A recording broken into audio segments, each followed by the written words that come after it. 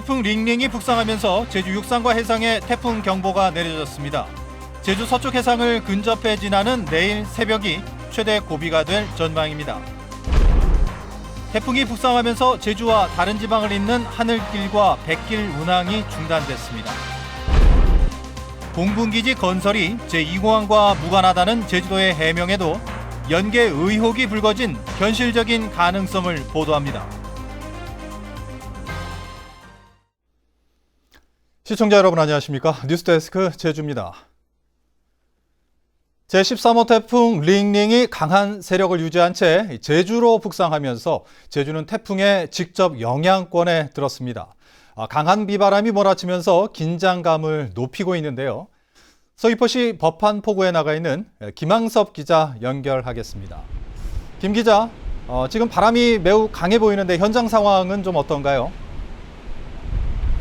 네, 제가 나와 있는 법한포구에는 매우 강한 비바람이 몰아치고 있습니다. 긴장하지 않으면 제대로 서 있기가 힘들 정도입니다. 강한 바람에 비까지 몰아치면서 눈을 뜨고 있기 힘들 정도입니다. 제 뒤로 보이는 바다에는 집채만한 파도가 계속해서 밀려오고 있습니다. 초속 30m에 달하는 강풍과 함께 최고 10m의 파도가 일면서 제주 해상과 육상 모두 태풍 경보가 발효 중입니다. 태풍 북상 소식에 제주 지역 항포구에는 일찌감치 어선 2천여 척이 대피해 있습니다. 오후로 시작된 비는 저녁이 되면서 시간당 최고 40mm의 폭우로 변하면서 한라산 윗세오름에는 140mm가 넘는 비가 내렸습니다. 내일까지 많은 곳은 400mm 이상의 강우량을 기록하겠습니다. 제주 지역 학교 300여 곳도 태풍 북상에 오늘 하루 단축 수업을 실시했는데요. 비바람에 의한 피해는 아직 접수된 게 없습니다.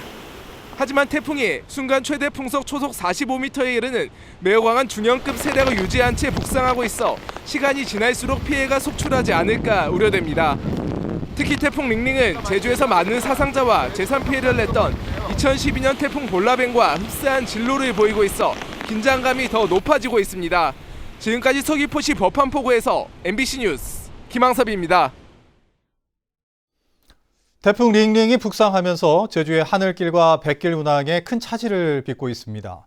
항공기는 무더기 결항됐고 다른 지역을 잇는 여객선 운항도 통제됐습니다. 박주영 기자입니다. 제주공항 대합실안이 한산합니다. 태풍 북상 소식에 일찍 제주를 빠져나가려는 승객들만 간간히 눈에 띄는 상황. 항공사들이 결항 문자들을 미리 보내면서 혼잡을 피했습니다. 오늘 오후 4시를 기해 제주공항에 태풍 경보가 발효되면서 항공기 95편이 결항되고 40편이 지연 운항됐습니다.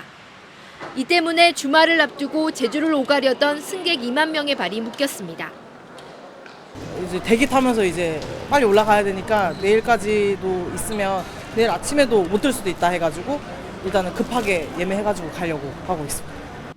제주항 여객 터미널도 텅 비었습니다. 태풍이 북상하면서 소형 여객선은 물론 제주와 다른 지역을 잇는 6개 노선의 대형 여객선 9척의 운항이 모두 통제됐습니다. 제13호 태풍 링링의 영향으로 소형 여객선은 모두 통제되었으며 대형 여객선의 경우에는 12시 30분 이후에 운항하는 여객선이 없습니다. 태풍이 내일 새벽 제주에 근접할 것으로 예보되면서 제주공항의 항공기 운항은 이르면 내일 오후쯤 차차 재개되고 여객선은 모레부터야 운항이 시작될 것으로 보입니다. MBC 뉴스 박주연입니다. 이번 태풍은 제주를 지나면서 강한 바람과 폭우가 예상되는데요. 제주 서쪽 해상을 근접해 지나가는 내일 새벽이 최대 고비가 될 전망입니다. 김은지 기상캐스터가 전해드립니다. 네, 13호 태풍 링링은 중심기압 950헥토파스칼, 초속 45m의 매우 강한 중형급 세력으로 현재 서귀포 남서쪽 부근 해상까지 북상한 상태입니다. 내일 새벽 서귀포 북서쪽 130km 부근 해상까지 접근하면서 제주에 가장 근접할 것으로 예상되는데요. 따라서 내일 새벽이 가장 큰 고비가 되겠습니다. 내일 오후에는 목포를 지나 서울까지 북상할 것으로 예상되면서 영향권에서 벗어나겠는데요. 다만 태풍의 발달과 북상 속도에 따라서 영향권에 드는 시점이 달라질 수 있습니다. 기상 정보를 수시로 확인해 주시기 바랍니다. 태풍이 북상하면서 현재 제주도 전 지역에 태풍 경보가 내려진 가운데 내일까지 매우 강하고 많은 비가 내리겠습니다. 예상되는 강수량은 100에서 200mm, 많은 곳은 산지에 400mm 이상 비가 쏟아지겠습니다. 이번 태풍은 강한 바람을 주의하셔야겠는데요. 초속 45m의 강풍이 불겠습니다. 시설물 점검 잘 해주시기 바랍니다. 다음은 자세한 지역별 내일 날씨입니다. 내일 아침 기온은 북부와 남부, 동부가 26도를 보이겠고 서부가 25도를 보이겠습니다. 낮 최고 기온은 산간 지역을 제외한 대부분 지역이 29도를 보이겠습니다. 현재 전해상엔 태풍 경보가 발효 중입니다. 내일까지 제주도 전해상과 남해 서부 먼바다엔 40에서 50m의 강한 바람이 불겠고 바다의 물결은 5에서 10m로 매우 높게 일겠는데요. 항해나 조업 중인 선박은 사전에 안전한 곳으로 대피하시기 바랍니다. 주간 날씨입니다. 다음 주 월요일과 수요일엔 기압골의 영향으로 비가 내리겠습니다. 날씨였습니다. 네, 방금 보셨듯이 제13호 태풍 링링이 빠르게 제주로 다가오고 있습니다. 가을에 오는 태풍은 위력이 강해서 제주에 많은 피해를 남긴 경우가 많죠. 취재기자와 함께 이번 태풍의 위력과 왜 가을 태풍의 피해가 큰 건지 자세히 알아보겠습니다. 이소영 기자 나와 있습니다. 안녕하십니까? 안녕하십니까? 네. 자, 가을에 오는 태풍이 여름 태풍보다 더 무서운 이유 어떻게 봐야 될까요? 네, 가장 먼저 해수 온도 상승을 줄 수 있습니다. 태풍 발생 해역의 해수면 온도는 9월에 가장 높은데요. 이동 경로의 해수 온도가 높을 경우 이 태풍이 에너지를 계속 공급받게 되는 겁니다. 우리나라 주변 바다의 수온도 높기 때문에 가을 태풍이 강력해질 수밖에 없는 건데요. 여기에 북태평양 고기압의 수축도 한몫을 하고 있습니다. 여름에는 강한 북태평양 고기압 세력 때문에 태풍이 직접 우리나라로 오지 못하는 경우가 많은데요. 하지만 가을철에는 북태평양 고기압이 수축해 우리나라 쪽으로 통로를 만들어주는 겁니다. 네, 그렇군요. 그럼 가을철에 제주에 피해를 준 태풍들 대표적으로 어떤 게 있나요? 가을 태풍은 유독 제주와 악연이 많습니다. 2007년 제주를 강타한 태풍 나리가 9월에 온 대표적인 태풍인데요. 하루 최대 600mm에 가까운 물폭탄을 쏟아내면서 14명의 사상자가 발생했습니다. 정부가 인정한 공식 피해액만 1,300억 원으로 역대 최대인데요. 2003년 태풍 매미도 추석 연휴인 9월 이 시기에 제주를 강타했고요. 1959년 제주에서만 100여 명의 사상자를 낸 태풍 사라가 왔던 시기도 바로 9월이었습니다. 네. 2007년에 그 태풍 나리를 떠올리니까 이 가을 태풍의 위력이 새삼 실감이 나는데 더욱이 이번에는 이제 제주가 태풍의 오른쪽에 위치한 그런 상황이 아닌가요? 네, 맞습니다. 네. 이 태풍 특성상 태풍 그 회전 방향의 오른쪽이 왼쪽보다 피해가 더 큰데요. 태풍이 서해상을 따라 북상하면서 제주는 태풍 오른쪽 위험 반원에 들었습니다. 이 제주 부근에서는 순간 최대 풍속 초속 50m의 강풍이 예상되면서 역대급 바람 태풍이 될 것으로 예측되고 있는데요. 이 정도의 바람색이라면 사람이 제대로 서 있기도 힘들고 나무도 뿌리채 뽑히는 강도라고 합니다. 이 태풍의 이동 속도가 빠를 것으로 예상되면서 이 짧은 시간 큰 피해가 우려되는 상황입니다. 네. 좀 더 걱정되는 건 그동안 이제 가을 장마가 계속 와서 이 폭우가 잦았었잖아요. 지금 그런 상태가 이제 지반이 많이 약해진 상태라고 봐야 되지 않나요? 그렇습니다. 이 장마 전선이 형성되면서 연일 폭우가 쏟아졌었는데요. 특히 남부와 동부 지역에 짧은 시간 강한 비로 침수 피해가 속출하면서 지반이 많이 약해진 상황입니다.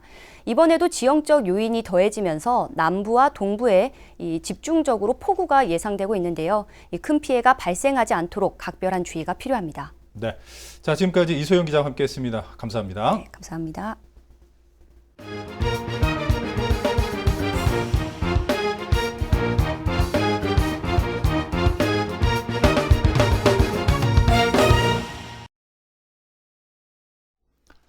이번 태풍은 강하게 몰아치는 비바람에 의한 피해가 걱정인데요.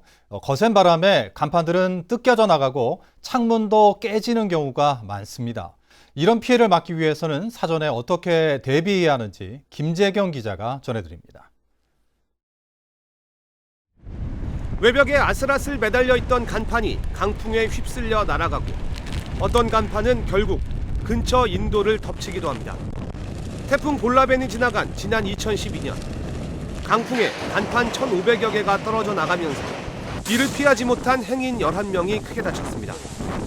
각 지자체들이 간판 정비에 정기적으로 나서고는 있지만 간판 상당수가 설치 신고가 되지 않아 점검조차 받지 않고 있는 상황. 이 때문에 건물주나 자영업자들은 간판의 부착 상태가 헐거워지거나 혹 나사가 풀리진 않았는지 반드시 확인해야 하고 문제가 있을 경우 관할 시군구청에 신고해 보수 점검을 받아야 합니다.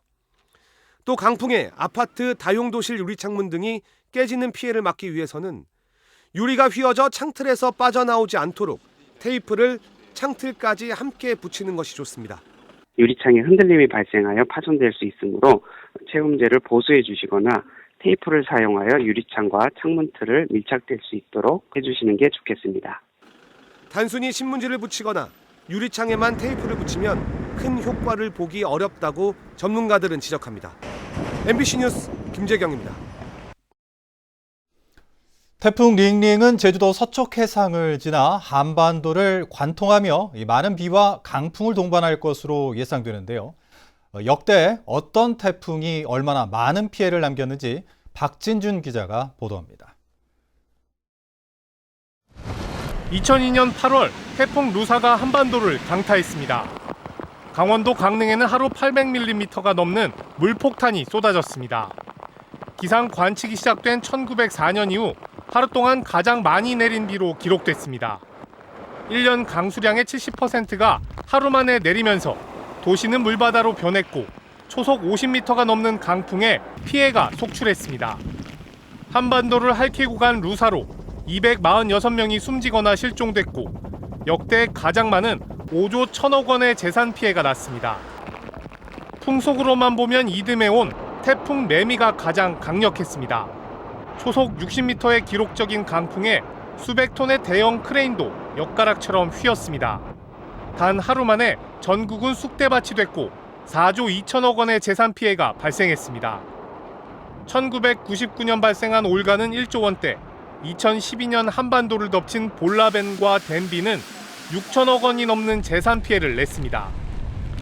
인명피해로만 보면 1959년 한반도를 휩쓴 사라가 849명으로 해방 이후 가장 피해가 컸고 1972년에 발생한 베티도 550명이 숨지거나 실종되는 피해를 남겼습니다. MBC 뉴스 박진준입니다. 다음 뉴스입니다. 제주 공군기지 건설에 대한 연구 용역비가 내년 정부 예산에 반영되면서 제2공항과 연계 가능성에 대한 의혹이 확산되고 있는데요. 제2공항과 무관하다는 제주도의 해명에도 의혹을 지울 수 없는 이유, 김찬현 기자가 취재했습니다. 일제강점기 일본이 중일전쟁에 대비하기 위해 만든 알뜨르 비행장입니다. 전체 부지의 90%가 국방부 소유여서 제주 공군기지 후보지로 오래전부터 물망에 올랐습니다. 하지만 공군 수송기들의 이착륙 거리가 길어 추가 부지 매입이 불가피하고 공군기지만으로 신설하기에는 주민 설득도 부담스러운 상황. 2년 전 제주를 찾은 당시 정경두 공군참모총장이 제2공항을 유력한 후보지로 밝힌 이유이기도 합니다. 기 운영 중인 공항에 같이 연계해서 한다면 활주로나 이런 건 다 있고 관제시설 다 있으니까. 기본계획을 통해 드러난 제2공항 운영 계획안도 공군기지 연계 의혹을 키우고 있습니다. 제2공항의 부지 면적은 500만 제곱미터로 현 공항보다 1.4배 더 크지만 수송객 분담 비율은 48%로 기존 공항보다 적기 때문입니다. 제2공항 부지에 여유 공간이 많아 공군기지로 활용하려는 게 아니냐는 의혹이 이는 이유입니다. 시민단체들은 사업 예산만 봐도 제2공항에 들어서는 것이 자명하다며 제2공항 건설 계획을 철회하라고 요구했습니다. 3천억 원 정도의 예산 규모로는 별도의 장소에 공군기지를 건설할 수 없기 때문에 사실상 이 계획은 제2공항에 공군기지를 같이 건설하겠다는 것임이 확실하다. 제2공항 반대단체들은 조만간 원희룡 지사를 항의 방문하고 국토부와 국방부에도 해명을 요구할 계획입니다. MBC 뉴스 김찬현입니다. 제주 동부경찰서는 난폭 운전에 항의하는 상대방 운전자를 가족 앞에서 폭행한 카니발 사건의 피의자 33살 A씨에 대해 입건 2달 만에 구속영장을 신청했습니다. 경찰은 A씨에게 당초 폭행과 재물 손괴 혐의를 적용했지만 법리를 검토한 결과 폭행 대신 형량이 무거운 특가법상 운전자 상해 혐의를 적용했다고 밝혔습니다. 한편 경찰의 공정한 수사를 촉구하는 청와대 국민청원은 오늘까지 19만 4천 명이 동의했습니다. 지난달 발생한 전기톱 상해 사건에 대해 경찰과 검찰이 혐의 적용에 시각차를 보이면서 피해자 측이 반발하고 있습니다. 서귀포 경찰서는 피의자 61살 김모 씨가 주변 제지로 범행을 멈췄고 피해자의 생명이 위태로울 정도의 큰 부상을 입은 정황 등을 고려해 살인 미수 혐의로 사건을 검찰에 넘겼습니다. 하지만 검찰은 김 씨가 전기톱을 한 차례만 휘두른 정황 등을 고려해 살인의 고의를 인정하기 어렵다며 특수상해 혐의로 기소했습니다. 이에 대해 피해자 가족들은 살인 미수 혐의를 적용해달라며 청와대 국민청원 게시판에 청원글을 올렸고 하루 만에 2만 명이 넘는 동의를 받았습니다. 뉴스데스크 제주를 마칩니다. 시청해주신 여러분 고맙습니다.